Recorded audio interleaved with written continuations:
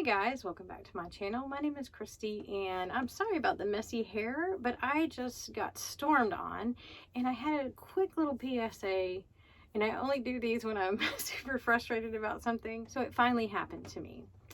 I have had a fear of getting my camper stuck in a place that was a one-way kind of situation that I couldn't turn around, that I would have to back out of. And it's, 3.5 years and it's not once happened. Until today. Today's a travel day anyways. This morning I went hiking, I exhausted myself, then I packed up Gidget and I drove to another state. And when I got to this RV park, it wasn't clear where you were supposed to stop to register. So I went up the hill thinking I could turn around and come back to the office. So I, took the first left. There were no signs. Nothing said dead end. Nothing said don't turn here. Nothing said, one way. There was no indication that I was about to make a terrible mistake. Now, plenty of you are so good at backing your campers. You don't think about it. It doesn't stress you in any way. But this particular scenario, and my friends that travel like no one else, Tyler knows exactly, because sometimes I have an issue with certain gas stations because I'm afraid I'll get stuck in that situation. And I've heard other people say that they had to unhook something, a vehicle that they had behind them. And anyways, long story. So I found myself in this predicament. And so I'll just say that I'm in Tennessee right now. You have to go up this hill before you realize, quite a ways, by the way, before you realize that there is no outlet, and there is also nowhere to turn around. There's a little cabins on the right hand side and a fence on the left, and then a few RVs at the end. So my only choice in this situation was to back down the hill, and not just back down the hill. I had to back down and turn, but when I turned to go the other way, that was going uphill.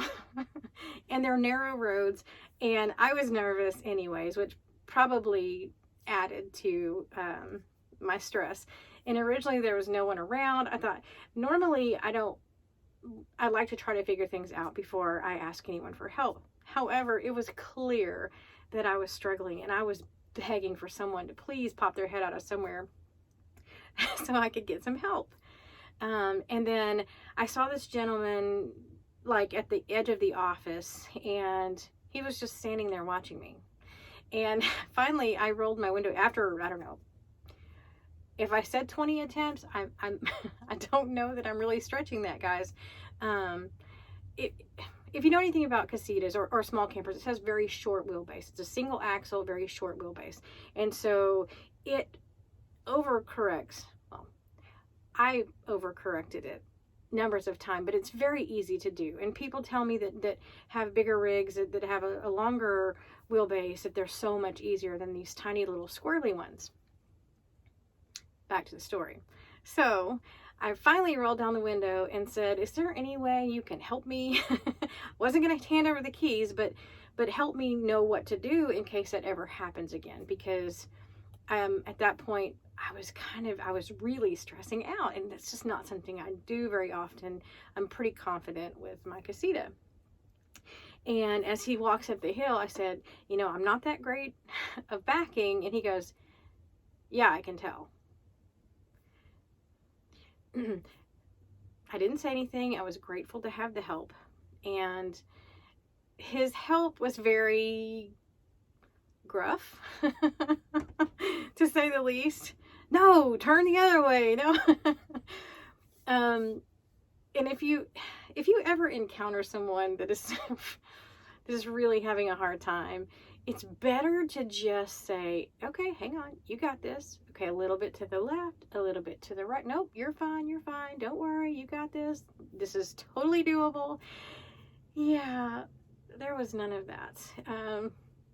And again, some of you may be laughing because it's no big deal to you. And Tyler, if you're watching this, I know you're laughing, but it was a big deal to me. And he made me feel stupid. I mean, that's kind of the point of this, is that you know, I'm out here doing this by myself, and I have learned an awful lot of stuff in my 3.5 years, and I certainly don't claim to know everything at all. But give me a break. If you see somebody out there, it doesn't have to be a female. If you see somebody out there who's really struggling and they're already a bit, I don't say overwhelmed, but they're already a bit anxious, give them a little grace and help them in a way that is more teaching. Because trust me, I was a willing student and eager to learn how to fix that situation. And, you know, meanwhile, people were coming out from places. They weren't there when I needed them, but they were coming out of places to watch the pitiful demonstration that ensued. It was terrible. So, 2 things to take away from this. If you get a chance to look at the park map before you go, something to look for. Never crossed my mind that that one of the roads in the RV park would not be marked, that it is a one-way. No campers to turn that way. Yes, I have a tiny rig. I can't imagine a big rig trying to come back down that hill and around. Wow. So you might want to check the map of the place that you're going first to see if there are any of those pitfalls and hazards, just in case they're not marked. And the other thing is, just be kind to those of us that are out there that are, I'm fully competent with my rig and taking care of things and the setup and breakdown, but the back in it still gives me a little trouble, to be honest. And certainly in a situation where I already had a fear instilled in me that, one day I was going to get stuck and I wouldn't be able to back out of a situation. So with all that said, just thought I would pass it along. Also wanted to tell you that when I went into the office, when I finally got turned around and went into the office, that man was there. And I said, oh, okay. And she said, yeah, you must be Christy. Okay, sure, I am. And she goes, it's a good thing my husband was here to help you. Had I not gone through all that? Anyway, and so I said, okay, what site am I in? And she said, well, I tell you what, I've marked 3 on the map, and you can just drive by them and see if you think which one is going to be the easiest for you to get into. And, you know, I was mortified. I was mortified that happened, but also I go to parks all the time. I back in places all the time. I don't get it on the first try, but it is something that I do on a fairly regular basis, just not down a hill, around a corner, and backwards up another hill, you know? Anyway, so the time that it took to do all that, finally got registered, went around, found my spot, which wasn't the easiest spot, by the way, but I got it in here. Opened the car door to get out so I can see where I am on level, and it started pouring down rain.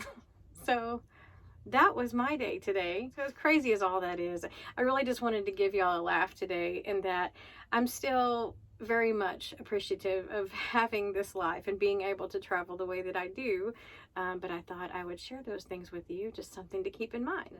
So I'm going to add the video here, and you can see it's really hard to tell in the video that you have to back down the hill and around the corner backwards, but I'm going to put it in here anyways. So this is the situation. It doesn't tell you on this road not to turn up here to come in here.